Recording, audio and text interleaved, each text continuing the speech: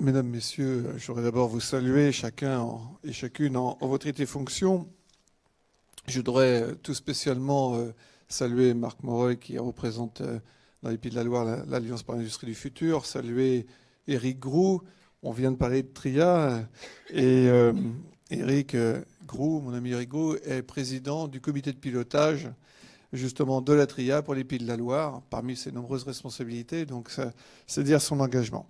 Et puis avant de rentrer et de vous présenter en 10 minutes, un quart d'heure, le plan régional pour l'industrie du futur, je voudrais quand même saluer et féliciter, alors je ne sais pas s'il est encore là, il est peut-être parti, Christophe Rouvray, le directeur il est dans le fond, il se cache, il était là tout à l'heure, il essaye de me tromper, mais il ne trompera pas ma vigilance. Christophe Rouvray, directeur du groupe ESEP, puisque aujourd'hui le groupe ESEP a eu la certification de 2 chaires, une sur la cybersécurité, c'est bien ça, et une autre sur le big data. Donc je crois qu'on peut l'applaudir très fort parce que c'est vraiment une reconnaissance du travail accompli. C'est une reconnaissance du travail accompli, mais c'est aussi une formidable ouverture et une formidable espérance pour le développement de cette belle école angevine. Je suis Christophe Rouvray, donc je suis le directeur général de l'ESEP, une école d'ingénieurs qui a un petit peu moins de 30 ans, qui est à Saint-Barthélemy d'Anjou et qui a été créée à la demande d'entreprises, et notamment les PME du territoire qui avaient des problèmes de compétences dans l'informatique industrielle à l'époque. Et très rapidement derrière, on a ouvert une deuxième filière qui était sur la sécurité, l'environnement et les préventions des risques. Aujourd'hui, notre spécialité dans le domaine du numérique se retrouve pleinement dans tous les mots-clés qu'on a entendus ce soir sur le big data, la cybersécurité, etc. Et on a le grand plaisir de pouvoir annoncer la signature de 2 chaires d'enseignement et de recherche pour pouvoir accompagner le territoire. L'une sur la sécurité de l'Internet des objets, donc la cybersécurité et l'IoT, qui va accompagner les PME, les PMI du territoire pour pouvoir sécuriser tous les objets qu'ils vont imaginer demain, accompagner l'usine du futur par rapport à tous les automates, etc. Parce qu'aujourd'hui, c'est une véritable faille, ces objets, en termes de sécurité informatique. Ce n'est pas uniquement une faille technologique, mais c'est aussi une faille d'usage et des humains qui sont autour, qui sont souvent responsables de la faille technologique derrière. Donc ça, c'est la première chaire que nous lançons ce soir, la chaire cybersécurité et IoT. La deuxième chaire, c'est lié à tous ces objets, l'Internet des objets crée des données. Ces données-là vont s'agréger quelque part. Il faut être capable de les utiliser, de les organiser, de les exploiter et en imaginer de nouveaux usages. Et c'est cette chaire sur le big data et l'Internet of Everything. Donc c'est une position un peu plus large que l'Internet des objets. C'est de regarder l'objet pas seulement en tant que boîte noire, mais dans un ensemble, un écosystème le plus complet possible et être capable d'imaginer ces usages de demain grâce à l'analyse des données.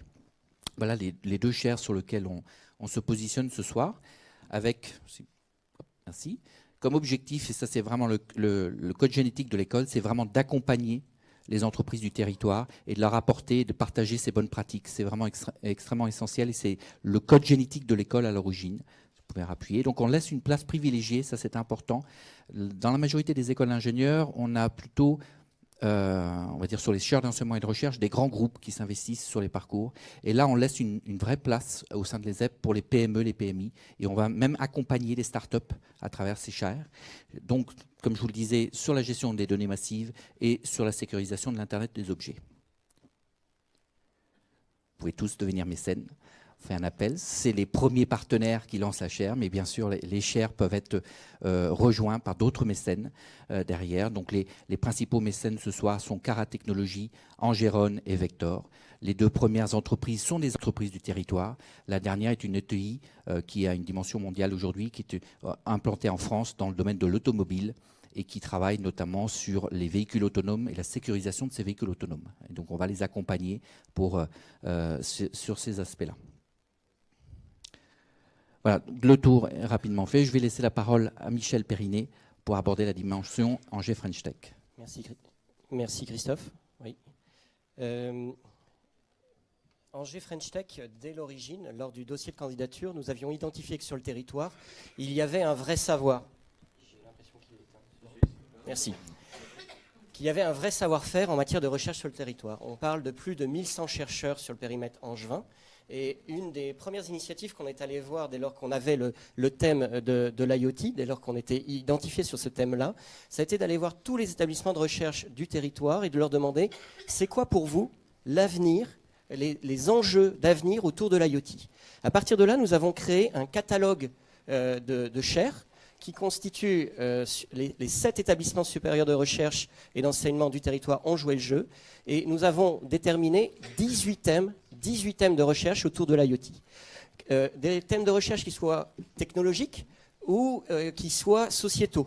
Il y a vraiment tout un tas d'exemples qui ont été illustrés. Et ce soir, les ZEP nous parlent de 2 de ces 3 chaires qu'ils ont proposées, puisqu'il en reste une 3e qui cherche mécène autour du Green IT et de l'Internet des objets.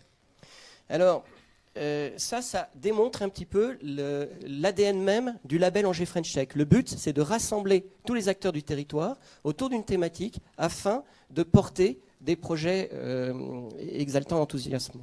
Alors évidemment, on salue l'engagement de l'ESEP qui a su aller chercher ses soutiens et proposer une offre de recherche en phase avec ses besoins de marché.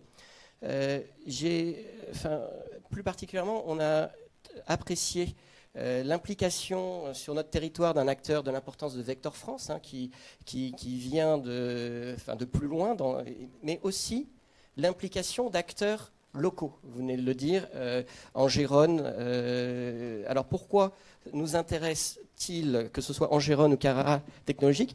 Parce qu'on est fiers de constater que c'est des startups qui sont issues de l'opération Renard, toutes les deux à des stades des premières éditions de l'opération Renard qui s'appelait l'accélérateur Addon avant même qu'on ait le label.